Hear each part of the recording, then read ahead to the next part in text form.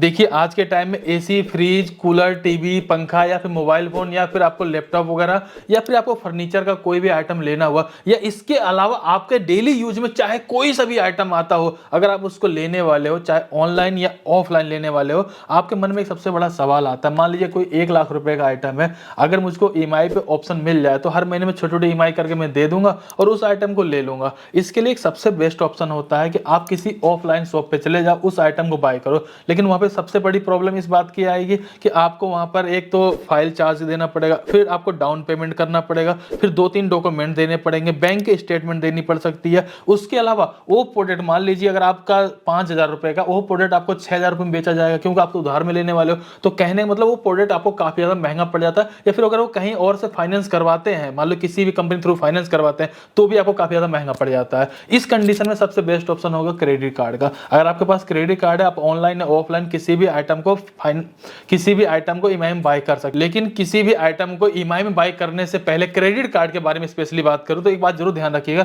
मैं ऑनलाइन की बात कर लेता हूं, ऑफलाइन तो अपने आप देख ही लेना, लेकिन ऑनलाइन बताता हूं मैं। अगर ऑनलाइन जाते हो फ्लिपकार्ट, अमेजन या कहीं शॉपिंग करते हो और आपने उस आइटम को ईएमआई में कन्वर्ट कर लिया, तो मोस्टली चांसेस है कि 14 से 15% तक का उस पर चार्जेस लगाया जा सकता है। अब आखिरकार हम करें तो क्या करें? अगर हमें इस प्रोडक्ट लेना ही है तो उसका सबसे बेस्ट ऑप्शन है आप यूज कर सकते हो बजाज फिनसर्व का ईएमआई कार्ड। वैसे मैं आपको जबरदस्ती बेच नहीं रहा हूं और ना ही मेरा कोई पेड वीडियो है, कोई पैसा नहीं दे रखा बजाज फिनसर्व वालों ने, लेकिन बता इसलिए रहा हूं क्योंकि ऑलरेडी मेरे पास कम से कम 20 क्रेडिट कार्ड है, उसमें मेरा बजाज फिनसर्व ईएमआई कार्ड भी है, जहां पर मैं देखता हूं भाई मेरे को नो कॉस्ट ईएमआई की फैसिलिटी मिल रही है। जहां पे देख रहा हूं मेरे को कोई एक्स्ट्रा चार्जेस वगैरह नहीं देना है, मैं बजाज फिनसर्व ईएमआई कार्ड का वहां पे यूज कर लेता हूं। और बजाज फिनसर्व ईएमआई कार्ड अगर आप इस समय लेने वाले तो सबसे बेस्ट ऑप्शन है, क्योंकि बजाज फिनसर्व ईएमआई कार्ड में कोई भी एनुअल फीस आपको देने की जरूरत नहीं पड़ती है। 1,000 रुपए तक आपको कैशबैक देखने को मिल जाता है। बजाज फिनसर्व ईएमआई कार्ड को लेने के लिए सबसे प्लस पॉइंट यह है कि कोई भी इनकम प्रूफ देने की जरूरत नहीं है। सिर्फ 3 चीजें आपके पास होनी चाहिए, एक पैन कार्ड, दूसरा आधार कार्ड, तीसरा आपके पास एक एक्टिव बैंक अकाउंट होना चाहिए। बस इनके माध्यम से आप बजाज फिनसर्व ईएमआई कार्ड को ले पाएंगे। चलिए एक बार देखते हैं बजाज फिनसर्व ईएमआई कार्ड आप घर बैठे हुए किस तरीके से अप्लाई कर पाएंगे। जैसा कि बजाज फिनसर्व ईएमआई कार्ड अगर अप्लाई करने वाले हैं तो आपको मैक्सिमम लिमिट यहाँ पे 3 लाख रुपए की मिलती है, लेकिन 3 लाख रुपए ना सही, लेकिन 50,000 रुपए, 1 लाख, 1.5 लाख रुपए की लिमिट आपको बहुत आसानी से मिल जाती है। जबकि किसी क्रेडिट कार्ड को अप्लाई करोगे तो 20-30,000, 40,000 रुपए लिमिट मिलना बहुत मुश्किल हो जाता है। और अगर आप यहाँ पे बजाज फिनसर्व ईएमआई कार्ड लेने वाले हो तो सबसे मजे वाली बात यह है कि अगर आप इस समय इस कार्ड को लेते हो, आपको 1,000 रुपए का कैशबैक देखने को मिल जाता है। जैसे आपका ईएमआई कार्ड बन जाए, आप ऑफलाइन जाइए, किसी भी स्टोर से किसी भी एक आइटम को बाय कीजिए, चाहे उसका अमाउंट 5,000 रुपए हो, 10,000 रुपए हो, उस आइटम को बाय करने पे आपको 1,000 रुपए कैशबैक देखने को मिलेगा। वहां पे आपको एक कूपन कोड अप्लाई करना पड़ेगा, हालांकि स्टोर वाले खुद से भी अप्लाई कर देंगे, कूपन कोड भी आपको यहाँ पे देखने को मिल जाएगा। वहीं इस ईएमआई कार्ड के लिए आपको कोई भी एनुअल चार्ज देने की जरूरत नहीं है, कोई भी हिडन चार्जेस आपको देखने को नहीं मिलेगा। सिर्फ वन टाइम आपको 530 रुपए की फीस देनी पड़ेगी और सबसे मजे वाली बात है 1,000 रुपए कैशबैक भी देखने को मिल जाता है। इसके बाद आपको कोई भी चार्जेस कभी भी देने की जरूरत नहीं पड़ेगी। और अगर हम बात करें आपके पास अगर बजाज फिनसर्व ईएमआई कार्ड होता, अगर आप ऑनलाइन जाकर इसका यूज करना चाहते हैं तो Amazon, Flipkart, Vijay sale, Croma, Reliance Digital, Make My Trip, Home Town, इस तरीके कई सारी वेबसाइटें हैं, वहां से जाकर के आप बहुत सारे आइटम को घर बैठे ऑनलाइन बाय कर सकते हो, वो भी ईएमआई में। और दूसरी बात, अगर आपको ऑफलाइन चाहिए तो आप मार्केट में चले जाइए, किसी स्टोर पे, किसी दुकान पे, छोटी मोटी दुकानों भी आजकल Bajaj Finserv EMI card accept किया जा रहा है। So Bajaj Finserv EMI card के बारे में मैंने आपको डिटेल में जानकारी को शेयर कर दिया। फिलहाल अगर आपको एक कार्ड अप्लाई करना है तो सबसे पहले यहाँ पर आपको अपना मोबाइल नंबर डाल देना है, गेट इंस्टेंट अप्रूवल पे आपको क्लिक कर देना है। इसके जस्ट बाद देखेंगे आपके सामने पर्सनल डिटेल का एक ऑप्शन देखने को मिल जाएगा। सिर्फ इस पेज को आपको कंप्लीट करना है, इसके बाद आपको पता चल जाएगा आपको बजाज फिनसर्व ईएमआई कार्ड मिल सकता है या नहीं मिल सकता है और कितने लिमिट के साथ मिल सकता है। क्रेडिट कार्ड की तरह आपको सारी मेहनत नहीं कर देना भाई, सारा कुछ फिलअप कर देना, फिर वीडियो केवाईसी हो जाएगी, सारे डॉक्यूमेंट दे देने, उसके बाद पता चलता भाई आपका यहाँ पर क्रेडिट कार्ड रिजेक्ट कर दिएगा, आपको क्रेडिट कार्ड नहीं मिल सकता है। यहाँ पर आपको इतने सब मेहनत करने की जरूरत नहीं पड़ेगी। करना क्या है, सबसे पहले आपके पैन कार्ड में जो नाम देगा, नाम एंटर कर देंगे, डेट ऑफ बर्थ एंटर कर देंगे और आपका जो भी पैन कार्ड का नंबर होगा इसको यहाँ पे एंटर कर देंगे।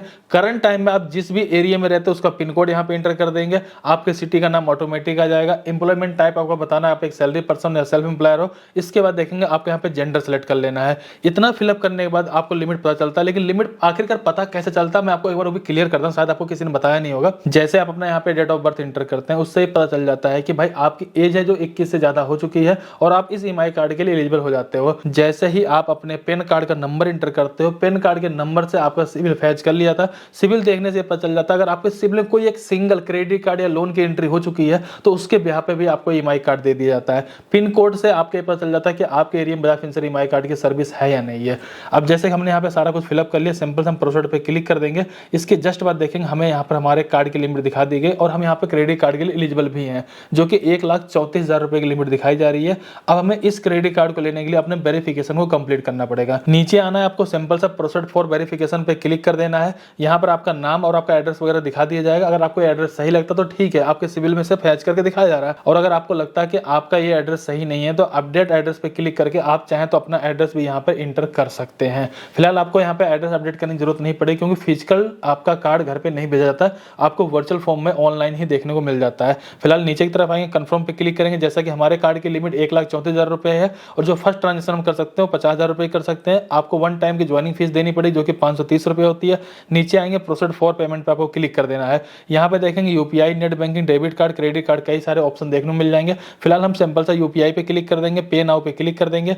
यहाँ पर आने के बाद आपको कई सारे ऑप्शन देखने को मिल जाएंगे। फिलहाल हम यहाँ पे फोन पे को सिलेक्ट कर लेंगे। इसके बाद देखेंगे फोन पे एप्लीकेशन पे एक नोटिफिकेशन चला जाएगा, और वहाँ पे जाने के बाद अपना हम यूपीआई आईडी एंटर करने के बाद पेमेंट को कर देंगे। फिलहाल हमारे यहाँ पे payment successful Bajaj Finserv limited को हो चुकी है, और हमारा यहाँ पे ईएमआई कार्ड सक्सेसफुल जनरेट हो चुका है। लेकिन अभी भी हमारा यहाँ पे Bajaj Finserv EMI card activate नहीं है। एक्टिवेट करने के लिए सिंपल से आपको यहाँ पे एक्टिव नाउ पे क्लिक कर देना है।